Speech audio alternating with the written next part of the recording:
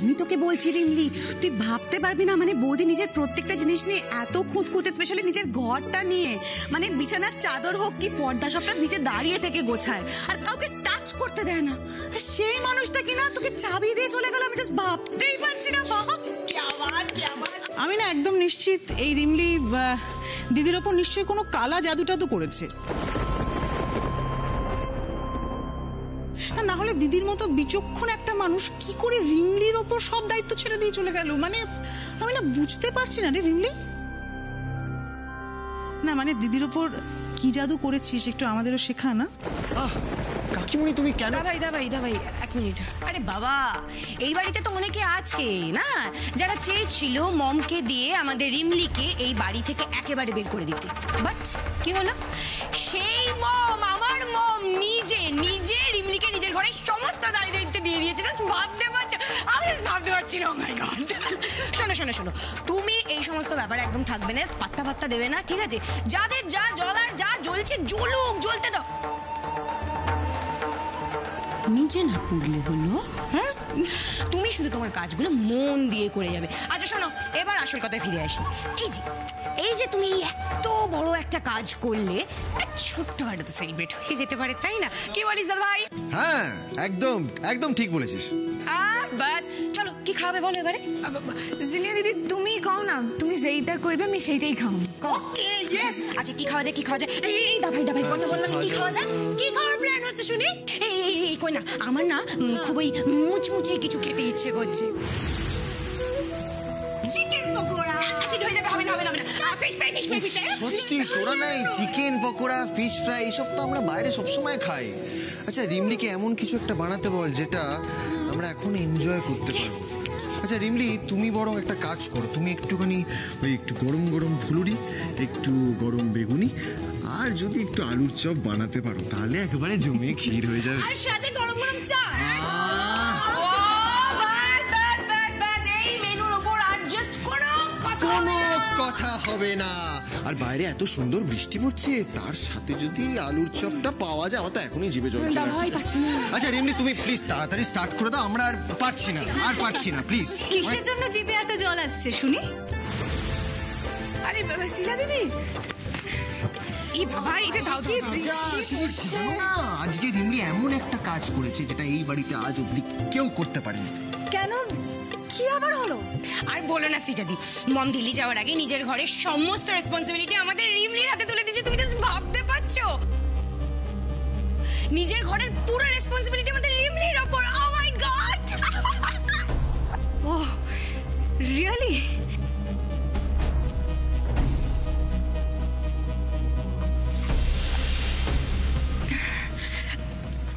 Congratulations Rimli, এটা কিন্তু একটা বিশাল বড় অ্যাচিভমেন্ট।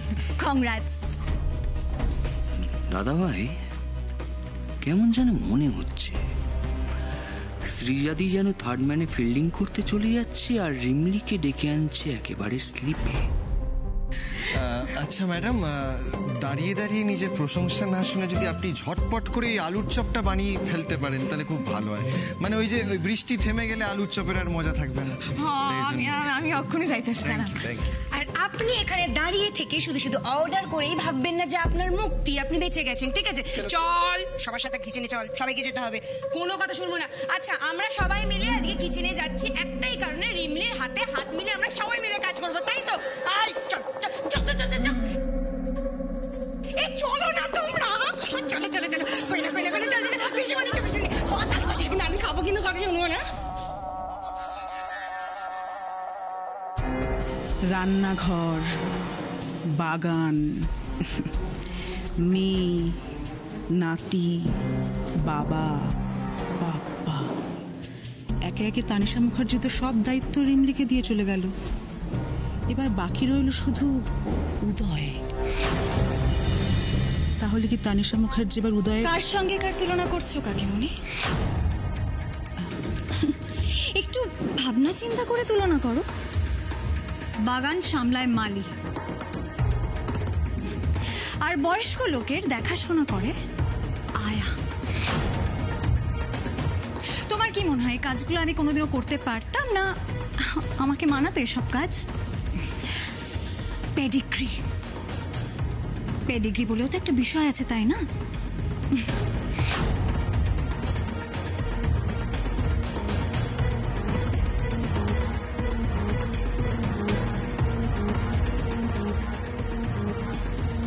অনেক তেজ দেখেছিস, সবকিছু ভেঙে যাচ্ছে, ভাঙবে তবু মচকাবে না। মা, এত উত্তেজিত হচ্ছ কেন? উত্তেজিত হবে শ্রীজাদি। আগুন তো সবে জ্বলতে শুরু করেছে। আমি বরং কিচেনে যাই, গিয়ে ওই আগুনে একটু ধুনো ঢেলে আসি, তারপর নয় দাউ দাউ করে আগুন জ্বলবে।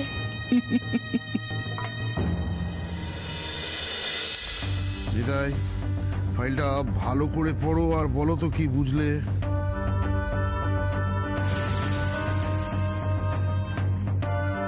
কি বুঝছো নিতাই? কেসটায় কাকে গিল্টি মনে হচ্ছে? বুঝতে পারলেন না? যে জলের মতন ক্লিয়ার স্যার। মানে তুমি একবার পরে গিল্টি কে সেটা বুঝে গেলে? এত সহজ ব্যাপার বুঝতে কি আর ফেলুদাকে ডাকতে হয় স্যার? তা কি বুঝলি? আপনার দাদা নিখোঁজ, আর ওই মুরাদিডাঙ্গার মাস্টার আর তার বউ গিল্টি, একদম ক্লিয়ার স্যার।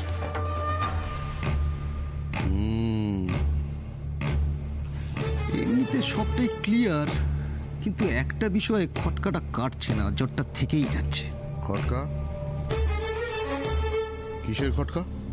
অভিজিৎ বাবুর যে অ্যাক্সিডেন্টটা হয়েছিল, আপনি তো সবার আগে স্পটে গিয়েছিলেন। এই ফাইলটা তাই বলছে স্যার। ডিউটির জন্য অনেক আগে থেকেই আপনি লোকেশনে ছিলেন, তাহলে নিশ্চিতভাবে আপনার কিছু দেখা উচিত। অথচ আই উইটনেসে আপনার বিষয়ে কিছুই লেখা নেই। এ তো দেখছি সব ব্যাপারটাই চেপে গেছেন স্যার। বাবা নিতাই, পুরো ফাইলটা পড়ার পর আমি তো দেখছি বেছে বেছে তোমার চোখ ঠিক ওই জায়গাটাতেই আটকে গেল।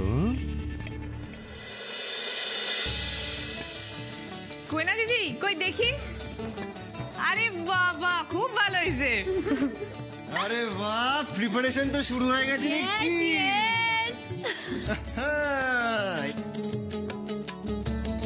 এই তোমরা সবাই কিছু না কিছু করছো, আমিও একটু হেল্প করি। ও মা, সৃজা তুমি রান্না করবে সিরিয়াসলি? ইয়েস, আমি পারি, অল্প স্বল্প আমি পারি। কেন করবো না? সীতা দিদি, তুমি না গাড়ি বাবুর কথা শুনলো না। তুমি এক কাজ করো, আমি যখন ফুলুরি আর বেগুনি বানাইতেছি, তুমি আলু চপটা বানায় ফেলো। আরে বাস, তাহলে তো জমে যাবে দেখছি। রিমলির অফারটা না নিলে সবাই ভাববে আমি কিচ্ছু পারি না, সামান্য তো আলুর চপ। আচ্ছা বেশ, ঠিক আছে, আমি তাহলে আলুর চপটা বানিয়ে ফেলি। আচ্ছা আলু কোথায়, আলু কোথায় বলো তো? আলুটা তো এইখানে। আচ্ছা এটা ছুলবো কি দিয়ে?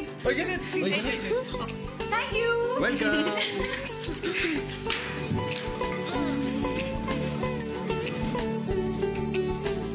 ও সীতা দিদি, ওই আলুগুলারে না গোল গোল করে কাটো। গোল গোল মানে এরকম ভাবে, তাই তো? হ্যাঁ, আসলে না ওই মশলাপাতি যা যা তোমার লাগবে সব ওইখানে রাখা আছে, কেমন? আচ্ছা ঠিক আছে, ঠিক আছে। দেখি দেখি দেখি দেখি দেখি, বাহ বাহ। তো দুজনে যখন দু রকম জিনিস বানাচ্ছ, তখন বৃষ্টির দিনে একটা কম্পিটিশন হয়ে যাক নাকি? ক্ষতি কি? না না না, না বললে চলবে না। দাদা ভাই শোন, তুই হচ্ছিস আজকের এই কম্পিটিশনের জাজ। যা যা না না না, দাদা ভাই আজকে ডিসাইড করবে কার রান্না বেটার হবে, ঠিক আছে? আমরা সবাই দর্শক, ঠিক আছে? দেখাই যাক না আজকের এই কম্পিটিশনে কে জেতে, শ্রীজাদি নাকি রিমলি? ও দারুণ আইডিয়া, দারুণ, জমে যাবে। চল না, শুরু হয়ে যাক। Attention attention attention. এই শুরু হয়ে গিয়েছে শ্রীজাদি আর রিমলির মধ্যে একটা হাড্ডাহাড্ডি লড়াই। ইয়েস, জানতে হলে চোখ রাখুন আলুর চপ বনাম ফুলুরির লড়াই। এখানে থাকা চলবে না জজ মশাই, আপনাকে এক্ষুনি বিদায় হয়ে যেতে হবে। মানেটা হচ্ছে আমাদের রান্না বান্না এখন তৈরি হয়নি, তার আগে আপনি কি করে জাজ করবেন? সেই জন্য রান্না বান্না তৈরি হওয়ার পর আপনি জাজ করতে আসবেন। এখন আপনি প্লিজ জাস্ট গেট আউট। বাবা, এই তুই ছাড় তো আমায়। যখন তখন ডাকবি, যখন তখন বের করে দিবি। আমি কি ওই ক্যারামের ঘুটি নাকি? হ্যাঁ, এই চলো চলো চলো, শুরু করো। আরে ঠিক হবে, ভালো করে এটার উপর রাখো, এটার উপর রাখো। হ্যাঁ হ্যাঁ, নাও ধরো, ঠিক আছে? প্রত্যেকটা বেশি পাকা। কম্পিটিশন বলার কি দরকার ছিল? কাকামুনি এখন এলো না, কি ব্যাপার? কাকামুনি তো চলে আসা কথা। এই তো কাকামুনি, তুমি চলে এসছো, তোমার কথাই ভাবছিলাম। শোনো না, একটু দাদুর ঘরে চলো না। আহা দাঁড়া না উদয়, দেখছিস তোমার একটা সবে অফিস থেকে ফিরলো। কাকিমুনি দেখো, আজকে আমার টাইম ওয়েস্ট করার একটু ইচ্ছা নেই। যতক্ষণ আমি তোমার মুখ থেকে কথাগুলো শুনবো ততক্ষণ আমি তোমায় ডিস্টার্ব করে যাবো। তুমি প্লিজ চলো, প্লিজ দাদুর ঘরে চলো কাকামুনি।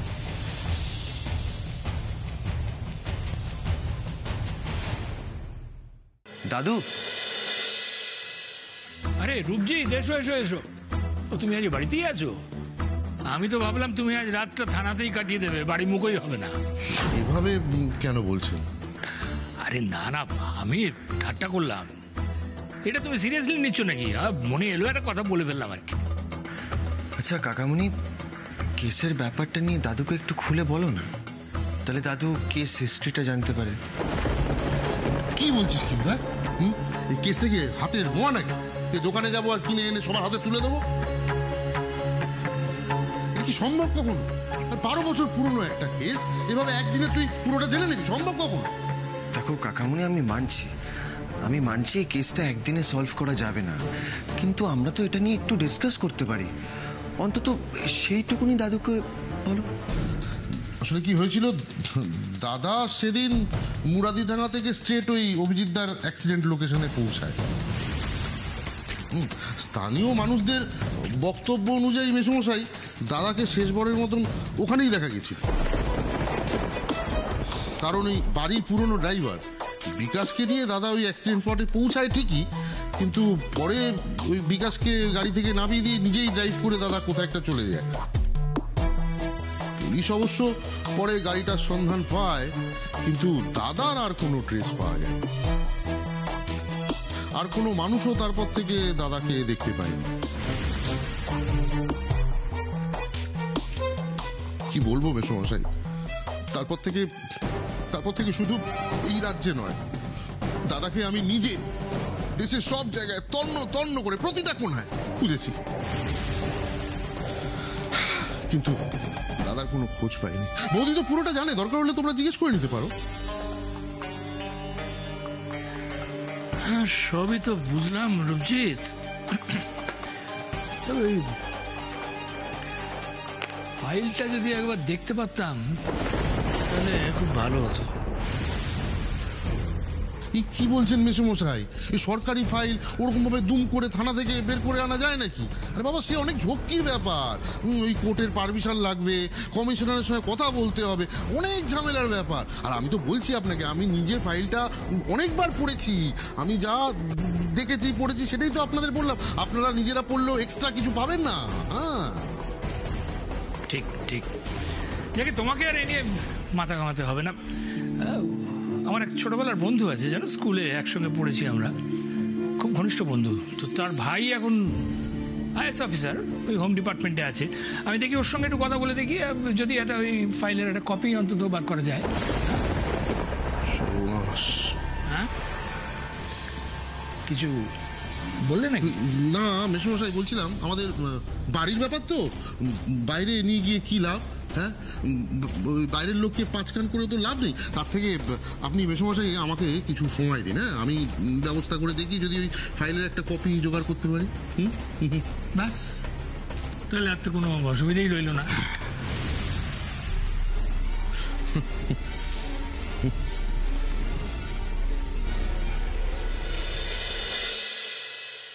ওই তো সিরাদি চলে এসছে।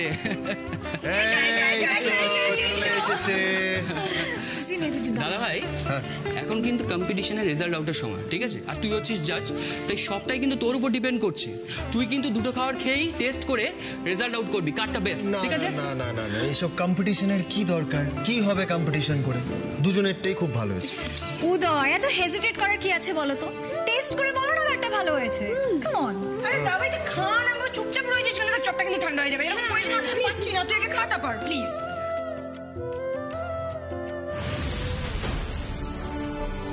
নাও।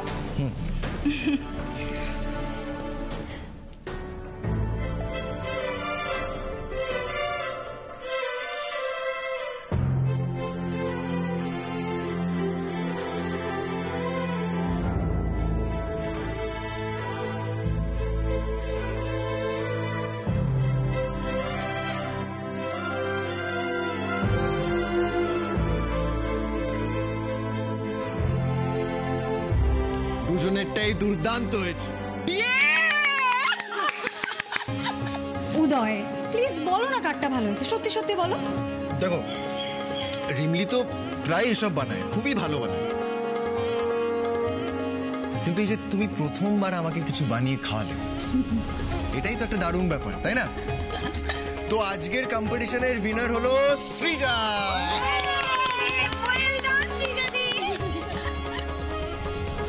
দেখলা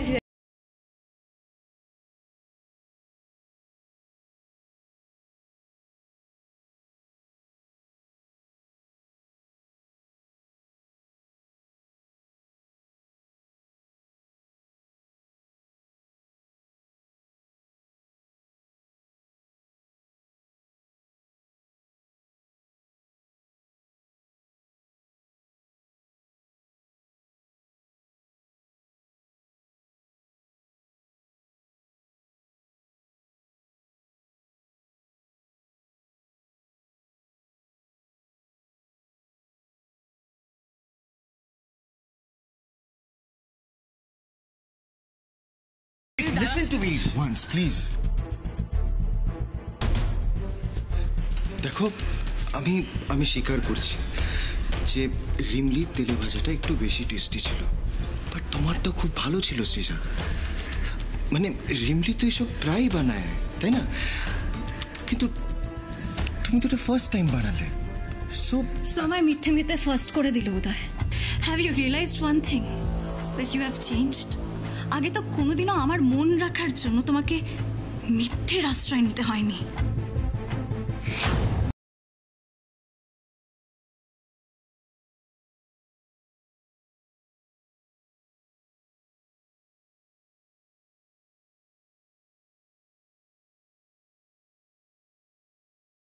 Educated girl.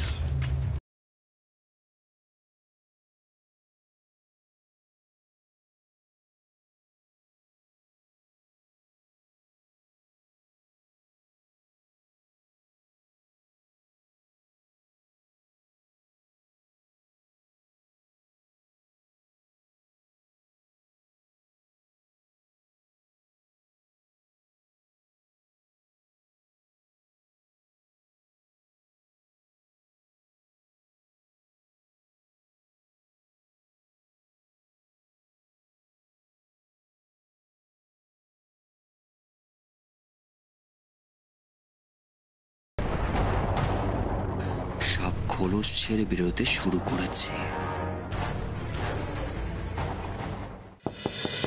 Come in.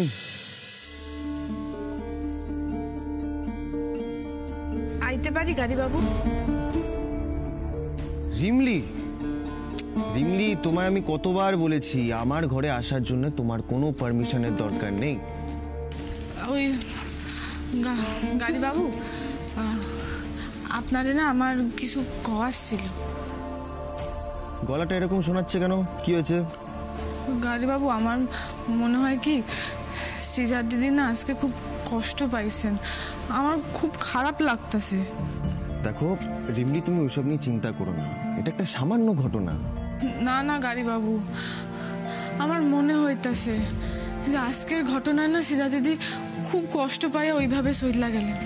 জানেন তো গাড়ি বাবু, ওই বড় ম্যাডামের জন্মদিনের দিন না আমি দেখছিলাম সৃজা দিদি একা একা কাঁদতাছিলেন। গাড়ি বাবু, আমি কি কোনো ভুল করছি গাড়ি বাবু?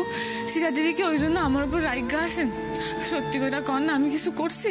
বললাম না এটা একটা সামান্য ঘটনা, তুমি কোনো ভুল কিছু করোনি, আর সৃজা তোমার উপর রেগে নেই।